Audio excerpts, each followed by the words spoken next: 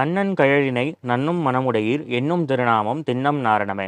தினமலர் ஆன்மீகம் சேனல் நேயர்களுக்கு எனது அன்பு வணக்கம். சாத்திரம் தெளிவோம் நிகழ்ச்சிக்கு உங்களை வரவேற்கிறேன். நம்முடைய இந்து சமயத்திலே 6 விதமான தரிசனங்கள் உண்டு. அதாவது சாங்கியம், யோகம், மீமாம்சம், வேதாந்தம் அப்படின்னு சொல்லி 6 விஷயங்களை நீங்கள் கேள்விப்பட்டிருப்பீர்கள்.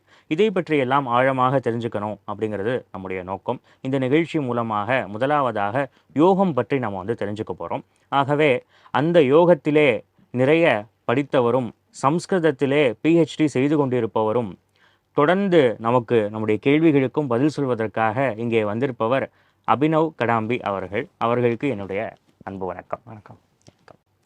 இப்போ யோகம் அப்படின்னு சொன்னதுமே அதற்கு முன்னாடி ஒரு விஷயம் நான் சொல்ல மறந்துட்டேன். பேசிக்கலி நீங்க ஒரு இன்ஜினியர் இல்லையா? ஆமா.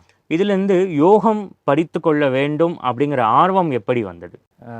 எல்லாருக்குமே ஏதோ ஒரு தொடக்கம் இருக்கும்.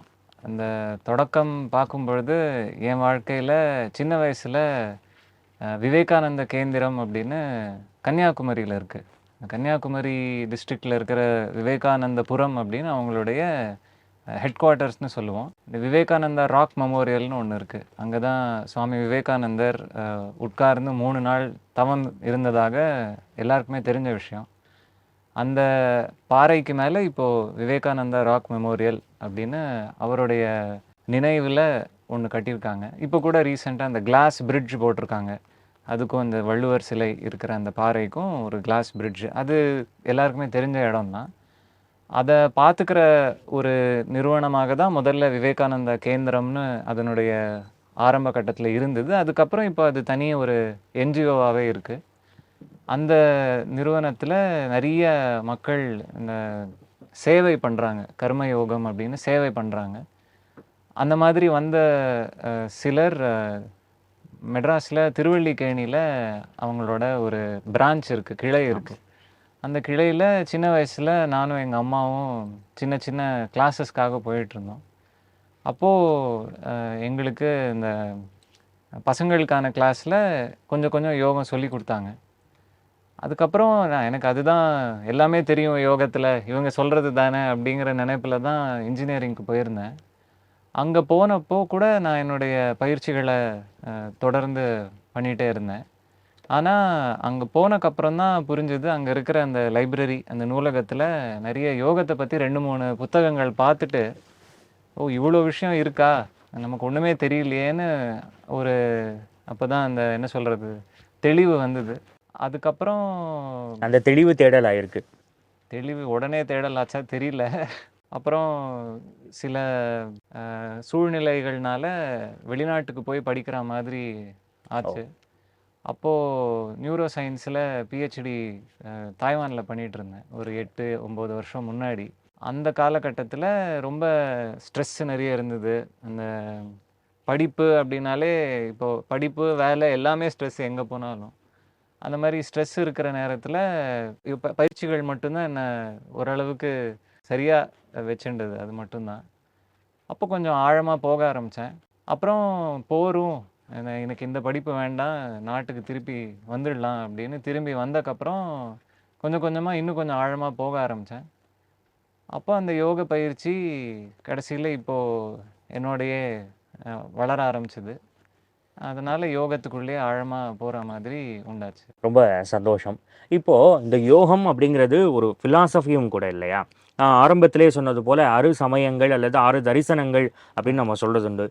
இந்த 6 தரிசனமுமே சுருக்கமாக என்ன என்ன அப்படின்னு சொல்ல முடியுமா? அதாவது தரிசனம் அப்படிங்கிற வார்த்தைக்கு எல்லாருமே என்ன நினைக்கிறோன்னா, கோவிலுக்கு போனால் நம்ம கடவுளை பார்க்குறோம், அதுதான் அவங்களுடைய தரிசனம் அப்படின்னு மட்டும்தான் பார்க்குறோம். தரிசனம் அப்படிங்கிற வார்த்தை நம்ம அதனுடைய மூலத்துக்கு போய் பார்க்க வேண்டியிருக்கு, இந்த ரூட்டுக்கு போய் பார்க்கணுன்னு சொல்லுவோம். அந்த தரிசனம் அப்படிங்கிற வார்த்தையை எடுத்து பார்க்கும்பொழுது கண்ணோட்டம் அப்படின்னு ஒரு மீனிங் வருது. அதாவது பெர்ஸ்பெக்டிவ், அவங்களுடைய கண்ணோட்டம் அப்படின்னு வருது. அந்த கண்ணோட்டம் அப்படிங்கிறது வெறும் இன்டெலெக்சுவலாக இருக்காது, ரொம்ப புத்திபூர்வகமாக மட்டும் இருக்காது. அது எப்படி இருக்கும்னா அவங்களுடைய அனுபவத்தை பொறுத்து இருக்கும், அனுபவத்தை சார்ந்து இருக்கும் ஒரு கண்ணோட்டம் அது.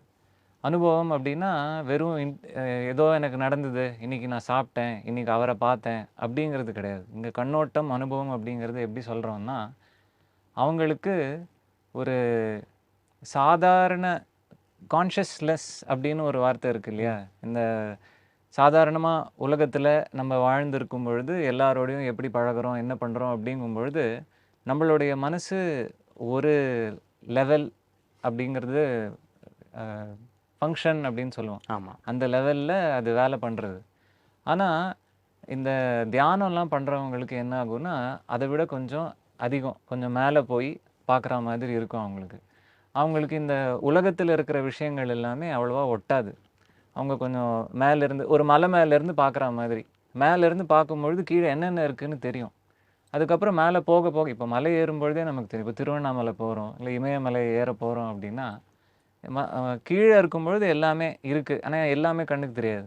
கொஞ்சம் ஹைட்டுக்கு போனதுக்கப்புறம், கொஞ்சம் உயர்ந்து போனதுக்கப்புறம் கொஞ்சம் கொஞ்சம் கொஞ்சமாக தெரிய ஆரம்பிக்கும். அதே மாதிரி அந்த மலையினுடைய உச்சியிலேருந்து நம்ம பார்க்குறோன்னு வச்சுக்கோங்க. இப்போ மகர ஜோதி நடக்கும் பொழுது அந்த மகர ஜோதி இருக்கிற இடத்துலேருந்து நம்ம கீழே பார்த்தோன்னா எப்படி இருக்கும்? எப்படி எல்லாமே தெரியும். அந்த வீடுகள் தெரியும், மக்கள் தெரிவாங்க, மரங்கள் தெரியும், வந்த பாதைகள்லாம் தெரியும். அதே மாதிரி தியானம் பண்ணும் பொழுது அந்த மாதிரி உள்ள மனது கூட கொஞ்சம் கொஞ்சம் உயர்வுக்கு போகும். அந்த உயர்வுக்கு போக போக அந்த மனது சில பேட்டர்ன்ஸ்லாம் பார்க்கும். இது இப்படி இருக்கே, அது அப்படி இருக்கே அப்படின்னு அந்த பேட்டர்ன்ஸ்லாம் பார்க்க ஆரம்பிக்கும். அந்த பேட்டர்ன்ஸ்லாம் பார்த்தக்கப்புறம் அந்த பேட்டர்ன்ஸில் இருக்கிற விஷயங்களை அந்த மனது ப்ராசஸ் பண்ணி ஒரு விதத்தில் அது ப்ரெசென்ட் பண்ணும். இப்போ நம்மளே எக்ஸாம் எழுதும்பொழுது என்ன பண்ணுவோம், எல்லாருமே அதே டெக்ஸ்ட் புக் தான் படிக்கிறோம். அந்த பாடநூல் ஒன்று தான். ஆனால் நம்ம எக்ஸாம் பேப்பரில் பாருங்கள், எல்லாருமே வேறு வேறு மாதிரி எழுதியிருப்பாங்க. என்ன ஆகுதுன்னா அவங்களுக்கு எப்படி சொன்னால் அவங்களுக்கு வசதியாக இருக்கோ, இல்லை இப்படி தான் எனக்கு புரிஞ்சுது அப்படின்னு அவங்க சொல்ல அந்த முயற்சி எடுத்து அவங்க ஏதோ சொல்கிறாங்க. அந்த மாதிரி இவங்க கூட அந்த அனுபவம் வந்தக்கப்புறம் இந்த விதத்தில் அவங்க அந்த புத்தி ப்ராசஸ் பண்ணி அவங்க ப்ரெசென்ட் பண்ணுறாங்க. அதுக்கு பேர் தான் தரிசனம். இது எப்படின்னா அவங்க வெவ்வேறு ஆட்கள் வேறு வேறு விதத்தில் அந்த உயர்ந்த நிலையை அடைந்து அந்த புத்தி அவங்களுக்கு இந்த மாதிரி ஒரு விஷயத்தை காட்டுது. ஓகே. ஸோ இது சாதாரணமாக ஷட் தரிசனங்கள் அப்படின்னு சொல்லுவோம். 6 தரிசனங்கள்னு சொல்லுவோம். இந்த 6 தரிசனங்களில் சாதாரணமாக லிஸ்ட் எப்படி போகும்னா சாங்கியம் அப்படிங்கிறது முதல் தரிசனம்னு சொல்கிறது. இது கபிலர் அப்படின்னு பெருமாளுடைய அவதாரம் பாகவதத்தில் சொல்லியிருக்காங்க. கபிலர்னு ஒருத்தர் இருக்காருன்னு. அவர் தான் முதல்ல இந்த சாங்கியம் அப்படிங்கிற ஒரு கான்செப்டை கொண்டு வர்றார். ஒரு தரிசனத்தை நமக்கு இன்ட்ரடியூஸ் பண்ணுறார். இதில் சிம்பிளாக சொல்லணும், எளிமையாக சொல்லணும் அப்படின்னா, நான் அப்படின்னு நான் சொல்கிறேன்னா அது நான் கிடையாது. இந்த உடல் நான் இல்லை. என்னோட சார்ந்து இருக்கிற மக்கள், இல்லை என்னுடைய இந்த பொருட்கள், இல்லை இது என்னோடதுன்னு நான் சொல்கிறேன் இல்லையா, அது எல்லாமே நான் கிடையாது. இதையும் தாண்டி நானுன்னு ஒன்று இருக்குது. என்னுடைய ஐம்புலன்கள், அந்த 5 சென்ஸ் ஆர்கன்ஸ்னு சொல்லுவோம். இந்த சென்ஸ் ஆர்கன்ஸ்னால் என்னென்னலாம் எக்ஸ்பீரியன்ஸ் பண்ண முடியுதோ அது நான் இல்லை. எதெல்லாம் என்னால் எக்ஸ்பீரியன்ஸ் பண்ண முடியுதோ என்னோட மனதோடு சேர்த்து எல்லாமே வேற ஒன்று. நான் என்ன அப்படின்னா எதையுமே சாராமல் இருக்கும் ஒரு என்டிட்டி. அதுக்கு தத்துவம்னு சொல்லலாம். தத்துவம்னு ஒரு பேர் சொல்கிறாங்க. தத்துவம் அப்படின்னா மீனிங், இல்லைன்னா எசன்ஸ் அப்படின்னு தமிழில் சொல்லுவோம். தத்துவம் அப்படின்னா ஒரு என்டிட்டி அப்படின்னு இங்கிலீஷில் சொல்கிறாங்க இந்த இடத்துல. அந்த சாராமல் இருக்கும் அந்த தத்துவத்திற்கு பேர் புருஷா அப்படின்னு ஒரு வார்த்தையை சொல்கிறாங்க. புருடன் அப்படின்னு தமிழில் சாங்கியத்தை பற்றி படிச்சிங்கன்னா புருடன்னு வரும். இந்த உலகத்தில் இருக்கிற விஷயங்கள் எல்லாமே பிரகிருதி அப்படின்னு சொல்லுவாங்க. பிரகிருத்தினா தமிழில் நம்ம எதை சொல்லுவோம், இந்த இயற்கைன்னு சொல்லுவோம். ஆனால் இயற்கை மட்டும்னா அது இயற்கை மட்டும் கிடையாது. எல்லாமே மெட்டீரியலாக இருக்கிறது எல்லாமே, மேட்டர் மெட்டீரியல் எதுவாக இருந்தாலும் எல்லாமே பிரகிருத்தின்னு வரும். இது என்னமோ புதுசாக சாங்கியத்தில் தான் சொல்லியிருக்காங்க, தமிழ்நாட்டில் இப்படிலாம் கிடையாதுன்னா இதுவும் இருக்குது. இது எல்லாமே சித்தர்கள் பாடல்களில் வரும். சித்தர்கள் பாடலில் வேறு மாதிரி கொஞ்சம் மாற்றி வார்த்தைகள் அங்கே இங்கே மாற்றி சொல்லியிருப்பாங்க. எல்லாமே இருக்குது, தமிழ்நாட்டிலையும் இருக்குது. எல்லாம் வடமொழியில் தான் இருக்குன்னா கிடையாது. சாங்கியத்தில் இந்த மாதிரி இது ரெண்டுத்தையும் பிரித்து சொல்லி, புருடன் தன்னை பிரகிருதியாக நினைப்பதினாலே அவனுக்கு வாழ்வில் துக்கம் ஏற்படுகிறது அப்படின்னு அவங்க சொல்கிறாங்க. ஓகே. அந்த துக்கத்திலேருந்து வெளில வரணும். துக்கம் அப்படின்னா இந்த கவலைகள், சஃபரிங் அப்படின்னு சொல்லுவோம் தமிழில், இங்கிலீஷில். ஸோ இந்த துக்கத்திலேருந்து வெளில வரணும் அப்படின்னா இது ரெண்டும் வேற அப்படின்னு பிரிஞ்சுக்கணும். இந்த அயன் படத்தில் இப்படி கிழிச்ச அப்படின்னு சொல்கிறாங்க இல்லையா, அந்த மாதிரி அந்த மூவ்மெண்ட் பண்ணால் தான் அவங்களுக்கு புரியும். ரெண்டுமே பிரிஞ்சு போனால் தான் அந்த இடத்துல அந்த துக்கம் வராமல் போகும். ஸோ இப்போது ஒவ்வொரு ஜென்மாவிலையும் திரும்ப திரும்ப பிறந்து அதிலிருந்து பிரியறதுக்கான ஒரு முயற்சி தான் அங்கே நடக்கிறதுங்கிறது சாங்கியத்தில் சொல்கிறாங்க. இதுதான் சாங்கியா ஃபிலாசபி. சாங்கியத்தில் இருக்கிற முக்கியமான ஒரு விஷயம் இதுதான். இதை பற்றி தான் அவங்க சொல்கிறாங்க. இது தியரி சொல்லிடுவாங்க. பிரியணும், அதாவது சேர்ந்து இருக்கிறதுனால தான் பிரச்சனை, பிரிஞ்சா பிரச்சனை போயிடும், அவ்வளோதான் சொல்லிட்டு நிறுத்திடுறாங்க. ரைட். அதுக்கப்புறம் வந்தது யோகம். அந்த தர்ஷனத்தில் என்ன சொல்கிறாங்கன்னா, இப்படி இருக்குது, அது முன்னாடியே நீங்கள் படிச்சிருக்கணும், அது சொல்லாமல் சொல்கிறார். அதில் வந்த காமெண்ட்ரிஸில் அது வருது. அந்த உரைகள்லாம் அவங்க சொல்கிறாங்க. இப்போ எல்லாத்துக்குமே உரை இருக்குது, பழைய நூல்கள் எல்லாத்துக்குமே உரை இருக்குது. திருக்குறளுக்கு பழைய உரை இருக்குது, எல்லாமே திருமந்திரத்துக்கு உரை இருக்குது. அந்த மாதிரி யோகத்துக்கு யோக சூத்திரங்கள்னு ஒன்று இருக்குது. அதில் இதை பற்றிலாம் சொல்கிறாங்க, யோகத்துக்கு உண்டான சில விஷயங்கள்லாம். பதஞ்சலின்னு ஒரு மகர்ஷி அதை எழுதுறதாக சொல்கிறாங்க. பதஞ்சலி கூட இப்போ நம்ம ராமேஸ்வரத்துக்கு போனால் பதஞ்சலிக்கு ராமேஸ்வரம் கோவில்லையே அவருக்கு ஒரு சந்நிதின்னு இல்லை, அவருக்கு பின்னாடி, அதாவது நீங்கள் கோவிலுக்குள்ளே போனீங்கன்னா ஒரு கார்னரில், ஒரு பிராகாரத்தில் ஒரு கார்னரில் ஒரு சந்நிதி மாதிரி கட்டியிருக்காங்க. அந்த அறைக்கு பின்னாடி பதஞ்சலி மகர்ஷிக்கு விளக்கெல்லாம் வச்சுருக்காங்க. நீங்கள் போனீங்கன்னா தெரியுங்க, நாக பிரதிஷ்டெல்லாம் நிறைய வச்சுருப்பாங்க. அங்கே பதஞ்சலிக்கு விளக்கெல்லாம் வச்சுருப்பாங்க. பதஞ்சலிங்கிறது எல்லாருக்குமே தெரிஞ்ச ஒரு முனிவர் தான். சிவன் கோயிலுக்கு போனாக்கா நமக்கு தூண்கள்லாம் பதஞ்சலி தெரிவார், வியாகிரபாதரும் தெரிவார். இந்த பதஞ்சலிங்கிறவர் மீனாட்சி சுந்தரேஸ்வர கல்யாணத்துக்கும் வந்திருக்கார் அப்படிங்கிறதும் நமக்கு தெரியும். திருவிளையாடல்லாம் நம்ம படிச்சிருப்போம், இல்லை பார்த்துருப்போம் அந்த படத்துலலாம். ஸோ இந்த பதஞ்சலிங்கிறவர் யோக சூத்திரங்கள்னு ஒன்று கொடுத்துருக்கார். அந்த யோக சூத்திரங்களில் நீங்கள் ஏற்கனவே சாங்கியத்தில் இதெல்லாம் படிச்சிருப்பீங்கன்னு நினச்சே அவர் முன்னாடி பாடம் சொல்கிறார். இது எப்படிலாம் நம்ம பண்ணலாம், என்ன ப்ராக்டிஸ் பண்ணால் இது ரெண்டுமே பிரியும் அப்படின்னு அவர் சொல்லித்தரார். இந்த ப்ராக்டிஸ் எல்லாமே தியானம் எப்படி பண்ணணும், இந்த மனது எப்படிப்பட்டது, மனதில் என்னென்னலாம் நடக்கும், அந்த தியானம் பண்ணாக்கா அந்த தியானம் பண்ணுறதுக்கான அந்த முறை என்ன, சரியான முறை என்ன, அந்த முறையில் போகும் பொழுது என்னென்னலாம் நடக்கும், அது என்னென்னலாம் நம்ம அனுபவிக்கலாம், எதெல்லாம் தாண்டி போகணும், எந்த மாதிரி சித்திகள்லாம் வரும். அதாவது நம்ம தியானம் பண்ணால் சில பேர் சொல்கிறாங்க இல்லையா, கையில் அப்படியே விபூதி கொடுக்குறாங்க, குங்குமம் கொடுக்குறாங்க, சிவலிங்கம் கொடுக்குறாங்க, மாலையை கொண்டு வராங்க, அப்புறம் திடீர்னு காணாமல் போய் வேறு இடத்துல வராங்க, அப்படியே காற்றுல பறக்கிறாங்க, அங்கே எங்கேயோ நடக்கிறது இங்கே சொல்கிறாங்க. இது எல்லாமே சித்திகள்னு சொல்லுவோம். இந்த சித்திகள் இல்லைன்னா சித்துன்னு சொல்லுவாங்கன்னு நினைக்கிறேன், தமிழ் வேலைகள் கூட சித்து வேலைன்னு சொல்லுவோம். இது சித்திகள்னு சொல்கிறது உண்டு வழக்கமாக. இந்த சித்திகள்லாம் என்னென்னலாம் பண்ணால் சித்திகள் வரும், எப்படிப்பட்ட சித்திகள் வரும் அப்படிங்கிறதெல்லாம் சொல்லிவிட்டு அப்புறம் அந்த கர்ம வினை பற்றி கொஞ்சம் தேரி இன்ட்ரடியூஸ் பண்ணுறாங்கங்க. அது யோக தர்ஷனத்தில் யோக சூத்திரங்களில் சொல்லப்பட்டது. ஓகே, வெறும் யோகம் அப்படிங்கிறது இதில் மட்டும்தான் இருக்கான்னா அப்படி கிடையாது. யோகம் அப்படிங்கிறது இதுதான் முக்கியமாக எடுத்திருக்காங்க, ஒரு முக்கியமான நூலாக. இதில் எல்லாம் இன்ட்ரடக்ஷன் எல்லாமே இருக்கிறதுனால இதை வச்சுருக்காங்க. இதையும் தாண்டி பல நூல்கள் இருக்குது. நிறைய சம்பிரதாயங்கள்னு சொல்லுவோம். அந்த சம்பிரதாயங்களில் நூல்கள் கூட கிடையாது. அது எப்படின்னா செவி வழி ஞானமாக இருக்கும். ஒரு குரு இருப்பார், அந்த குரு சீடனுக்கு காதில் சொல்லுவார், அந்த சீடன் அவன் பயிற்சி செய்வான், அந்த சீடன் அடுத்த குரு ஆனக்கப்புறம் அவனோட சீடனுக்கு காதில் சொல்லுவான், அவ்வளோதான். எழுதுறது வழக்கத்தில் இல்லை அந்த காலத்தில். இப்போ நம்ம கையில் இருக்கிற எல்லா சாத்திரங்களுமே எல்லாருமே மனப்பாடம் பண்ணது தான். யாருமே உட்காந்து எழுதி பப்ளிஷ் பண்ணி அதுக்கு பார்கோட்லாம் போட்டு அமேசான் சேல்ஸ் பண்ணுற மாதிரிலாம் பண்ணலை. அந்த காலத்தில் அப்படி இருந்தது. ஒரு 1000-2000 வருஷம் முன்னாடி தான் எழுத ஆரம்பித்தோம். அதுக்கு முன்னாடி வரைக்கும் மனப்பாடம் தான் எல்லாமே. இது யோகம், இரண்டாவது தரிசனம்னு சொல்லிக்கலாம். மூன்றாவது தரிசனம் அப்படிங்கிறது நியாயம்னு சொல்லிக்கலாம். நியாய தர்ஷனா அப்படின்னு சொல்லுவோம். அதுக்கு நியாய சூத்திரங்கள் இருக்குது. கௌதமர்னு ஒரு முனிவர், அவர் நியாய சூத்திரங்கள் கொடுத்துருக்கார். நியாயம் அப்படிங்கிறது சாதாரணமாக இவங்க ஜஸ்டிஸ் அப்படின்னு இங்கிலீஷில் டிரான்ஸ்லேட் பண்ணுவாங்க.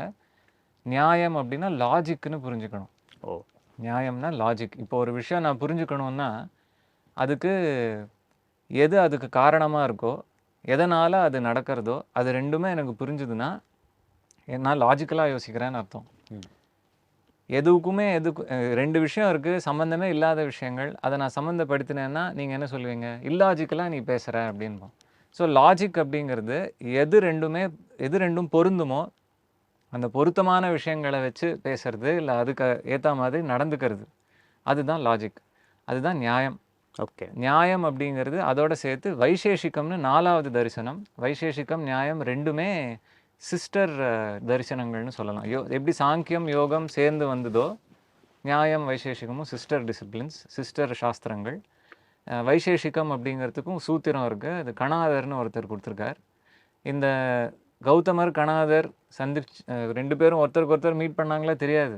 ஆனால் அதுக்கப்புறம் என்னாச்சுன்னா, ஒரு 500லேருந்து 1000 வருஷத்துக்குள்ளே, கடந்த 500லேருந்து 1000 வருஷத்துக்குள்ளே ரெண்டுமே சேர்ந்து தர்க்க சாத்திரம்னு மாறி போச்சு. தர்க்க சாஸ்திரம்னு சொல்லுவோம், இல்லை தர்க்க சாத்திரம். இப்போது தமிழில் தர்க்கம் பண்ணாத அப்படின்னா ஜென்ரலாக என்ன சொல்லணும்னா, தேவையில்லாமல் ஆர்குமெண்ட் டிபேட் பண்ணாதன்னு அர்த்தம். அது தேவையில்லாமல் பண்ணுறது. ஆனால் இந்த இடத்துல தர்க்க சாஸ்திரம் அப்படின்னா லாஜிக்கலாக பண்ணுறதுன்னு அர்த்தம். இது எங்கே யூஸ் ஆச்சு அப்படின்னு கேள்வி கேட்டிங்கன்னா, சரியாக நம்ம வாழ்க்கையில் ஒரு டெசிஷன் எடுக்கணும், இந்த முடிவு எடுக்கணும், எதுவாக வேணாலும். இப்போ வீடு மாறணும், இல்லை புதுசாக வேலைக்கு போகணும், இல்லை ஒரு பரீட்சைக்கு படிக்கணும், இல்லை யாருக்கும் சம்பளம் தரணும், இல்லை யாரையோ வேலையை விட்டு தூக்கணும். இந்த மாதிரி டெசிஷன்ஸ்லாம் எடுக்கும்போது நம்ம என்ன பண்ணுவோம், நம்மக்கிட்ட இருக்கிற டேட்டாவை கலெக்ட் பண்ணுவோம். இருக்கிற டேட்டா வச்சு இதுக்கு முன்னாடி இந்த மாதிரி ஏதாவது நடந்திருக்கா, அங்கே இருக்கிற டேட்டாவையும் கம்பேர் பண்ணுவோம். ஸோ அங்கே எப்படி நடந்தது, இப்போது இதே மாதிரி நடந்திருந்தால் எது நம்ம எதிர்பார்க்கலாம் அப்படின்னு நமக்கு தெரிஞ்சக்கப்புறம் இங்கேயும் அதே மாதிரி நம்ம பண்ணுவோம். இப்போது ரொம்ப வேர்க்கிறதுனா வெயில் ஜாஸ்தியாக இருந்ததுனால தான் வேர்க்கிறதுன்னு எப்படி தெரியும், வெயிலில் நம்ம போனதுனால தான் நமக்கு தெரியும். எக்ஸ்பீரியன்ஸ், அவ்வளோதான். அந்த எக்ஸ்பீரியன்ஸ் நமக்கு கிடைச்சா மட்டும்தான் நமக்கு கிளாரிட்டி வரும். பட் நமக்கு எக்ஸ்பீரியன்ஸ் இல்லைனாலும் வேறு யாராவது நமக்கு சொல்லுவாங்க, வெயிலில் போகாதடா, ரொம்ப விறுவிறுக்க நீ வருவ, அப்புறம் உனக்கு ரொம்ப டயர்ட் ஆகிடும், அதனால் பண்ண முடியாதுன்னு அவங்க சொல்லுவாங்க. சின்ன வயசில் நம்ம கேட்காம போயிட்டு திரும்பி அனுபவிச்சுட்டு இப்போ நம்ம சரியாக பிஹேவ் பண்ணுவோம். ஆனால் நம்ம இன்னொருத்தருக்கு சொல்கிறோம் இல்லையா, இதுவும் எங்கே நம்ம அனலைஸ் பண்ணி நம்ம அனுபவத்திலேருந்து இன்னொருத்தருக்கு சொல்கிறோம். இது எல்லாமே லாஜிக்கில் வருது, எல்லாமே தர்க்க சாஸ்திரத்தில் வருது. ஓகே. இது எல்லாத்துலேயுமே ஞானத்தை எவ்வாறு அடைய வேண்டும் அப்படிங்கிறத பற்றி இதில் சொல்கிறாங்க. தர்க்கத்தில் ஃபுல்லாகவே இதை பற்றி தான். நியாயத்தை, வைசேஷிகத்தை நீங்கள் எடுத்து பார்த்தீங்கன்னா, ஞானத்தை எவ்வாறு அடைய வேண்டும், அதுக்கு பிரமாணம்னு ஒரு வார்த்தை இருக்குது. அதை பற்றி நான் இப்போ சொல்லலை, ரொம்ப நீளமாக போகும். அது எப்படி நமக்கு வரணும் அந்த ஞானம் அப்படிங்கிறத பற்றி அதில் சொல்லியிருக்காங்க. இது 3 4 ஆச்சு. 5வது பூர்வ மீமாம்சைன்னு ஒன்று இருக்குது. இது ஜெய்மினிங்கிற ஒருத்தர், அவரும் மீமாம்சா சூத்திரங்கள்னு அவரும் கொடுத்துருக்கார். அதில் முக்கியமாக என்ன பண்ணுறாங்கன்னா, இப்போது ரிக்வேதம், யஜுர்வேதம், சாமவேதம், அதர்வண வேதம்லாம் இருக்குது. வேதத்தில் நிறைய விஷயங்கள்லாம் சொல்கிறாங்க, எப்படிலாம் நம்ம சடங்குகள் பண்ணணும், யாகங்கள், ஹோமங்கள், விரதங்கள்லாம் எப்படி பண்ணணும், எந்த பொருளை வச்சு என்ன பண்ணணும் அப்படிங்கிற இன்ஸ்ட்ரக்ஷன்ஸ்லாம் கொடுத்துருக்காங்க. சில இடங்களில் அந்த வார்த்தைகள் முழுசாக வராது, ஃபுல் சென்டென்ஸாக வராது. இப்போ நம்ம சாதாரணமாக பேச்சு வழக்கில் இருக்கும் பொழுது எப்படிடா இருக்க, நல்லா இருக்கேன், அவ்வளோதான் சொல்ல போகிறீங்க. அப்போ நீங்கள் என்ன, நான் நல்லா இருக்கேன்னு சொல்லியிருக்கணும், ஆனால் நல்லா இருக்கேன் அவ்வளோதான். இந்த இருக்கேங்கிற வார்த்தையிலேருந்து நானே புரிஞ்சுக்கணும், நான் அப்படிங்கிற வார்த்தை நானே பொருத்திக்கணும் அங்கேயே மனசில். இந்த மாதிரி நிறைய வாக்கியங்கள் வேதங்களில் சொல்லியிருக்காங்க. அந்த வார்த்தைகள் கொஞ்சம் பொருள் சரியாக இல்லாமல் இருக்கும், அதாவது நமக்கு புரியாமல் இருக்கும், கன்ஃபியூஷன் இருக்கும். இப்போது அதை இங்கே கொண்டு வா அப்படின்னு நான் சொன்னேன்னு வச்சுக்கோங்க, அங்கே யூஸ் பண்ண அதை அப்படிங்கிறது ஒரு ப்ரோனவுன், இங்கிலீஷில் சொல்லணும்னா ப்ரோனவுன். அந்த ப்ரோனவுன் வச்சு நான் என்ன புரிஞ்சுக்கணும், நான் எதை காமிக்கிறேன். இப்போ என்னை பார்ப்பீங்க, நான் கையை காமிச்சு நீ அதை கொண்டு வா அப்படின்னா ஸ்டூலை கொண்டு வா அப்படின்னு நீங்கள் எப்படி புரிஞ்சுப்பீங்க, நான் ஸ்டூலை காமிச்சதுனால நீங்கள் ஸ்டூல் கொண்டு வான்னு நினைப்பீங்க. ஆனால் மந்திரமாக இருக்கே அது, அதை இங்கு வை அப்படின்னு அங்கே மந்திரம் இருக்குதுன்னு வச்சுக்கோங்க. அப்போ என்னென்னு புரிஞ்சுப்பேன், நான் எதை சொல்கிறார். அப்போ நான் உடனே அதுக்கு முன்னாடி இருந்த வார்த்தைகள் என்னென்னலாம் சொல்லியிருக்காங்க, அந்த பேராகிராஃபில் அது வருதா, அதுக்கு ரெலவெண்ட்டாக இருந்தால் அதை தான் இவர் சொல்கிறார் அப்படின்னு இன்டர்பிரிட்டேஷன் நமக்கு வேணும். ஸோ பூர்வ மீமாம்சையில் அவங்க எதை எப்படி புரிஞ்சுக்கணும், வேதத்தில் இருக்கிற மந்திரங்களில் எப்படி புரிஞ்சுக்கணும் அப்படிங்கிறத பற்றி ஃபுல்லாக விசாரம் அதுலேயே போகிறது. அதுக்கப்புறம் கடைசியாக 6வதாக இருக்கிறது உத்தர மீமாம்சைன்னு ஒரு பேர் இருக்குது, அது வேதாந்தம்னு சொல்கிறோம். அது இந்த வேதாந்தம் இல்லை உத்தர மீமாம்சைங்கிறது அதுக்கும் சூத்திரம் இருக்குது. அதுக்கு சூத்திரம் பேர் பிரம்மசூத்திரம்னு சொல்லுவோம், வியாசர் எழுதின பிரம்மசூத்திரம்னு சொல்லுவோம். இந்த அத்வைத்தம், விசிஷ்டாத்வைத்தம், துவைத்தம், சுத்தாத்வைத்தம், துவைத்தாத்வைத்தம் அப்படின்னு நிறைய வேதாந்த கிளைகள்லாம் வருது. இந்த கிளைகள் எல்லாத்துலேயுமே அவங்க என்ன பண்ணுறாங்கன்னா இந்த பிரம்மசூத்திரத்தில் இருக்கிற விஷயங்களை அவங்களுக்கு அவங்களுடைய அனுபவத்துக்கு ஏற்ற மாதிரி அவங்களோட கண்ணோட்டத்தில் அவங்க சொல்கிறாங்க. இதில் முக்கியமாக என்ன ஞாபகம் வச்சுக்கணுன்னா, இந்த வேதாந்தம் இல்லை உத்தர மீமாம்சைங்கிற தரிசனத்தில் வேதத்தில் இருக்கிற ஒரு சின்ன பாகம், அதாவது ஒரு சின்ன செக்ஷன் உபநிடதங்கள்னு சொல்கிறோம். அந்த உபநிடதங்களை பேஸ் பண்ணி தான் இந்த பிரம்மசூத்திரத்தை வியாசர் நமக்கு கொடுத்துருக்கார். அதை பேஸ் பண்ணி அவர் முன்னாடி கொண்டு போகிறாங்க. வேறு வேறு ஆச்சாரியர்கள் வேறு வேறு சம்பிரதாயங்களில் வேறு வேறு மாதிரி கொண்டு போகிறாங்க. எல்லாமே அனுபவத்துக்கு ஒத்து போகிற மாதிரி தான் இருக்கும். இஷ்டத்துக்கு சும்மா நான் இப்படி சொல்கிறேன் அப்படி சொல்கிறேன் அப்படின்னு பொருத்தமே இல்லாத மாதிரிலாம் சொல்ல மாட்டாங்க. ஆகவே 6 தரிசனங்கள்லாம் என்ன அப்படிங்கிறத ரொம்ப எலாபரேட்டாக ரொம்ப அழகாக சொன்னீங்க. இப்போ அடுத்ததான் நமக்கு என்னென்னா யோகம் பற்றி டீப்பாக போவோம். ஏன்னா இந்த நிகழ்ச்சியே அதற்காகத்தான். சரி. அதை இந்த இன்ட்ரோ முடிச்சுட்டு அடுத்த வீடியோவில் இதை பார்ப்போம். அதுவரை நன்றி, வணக்கம்.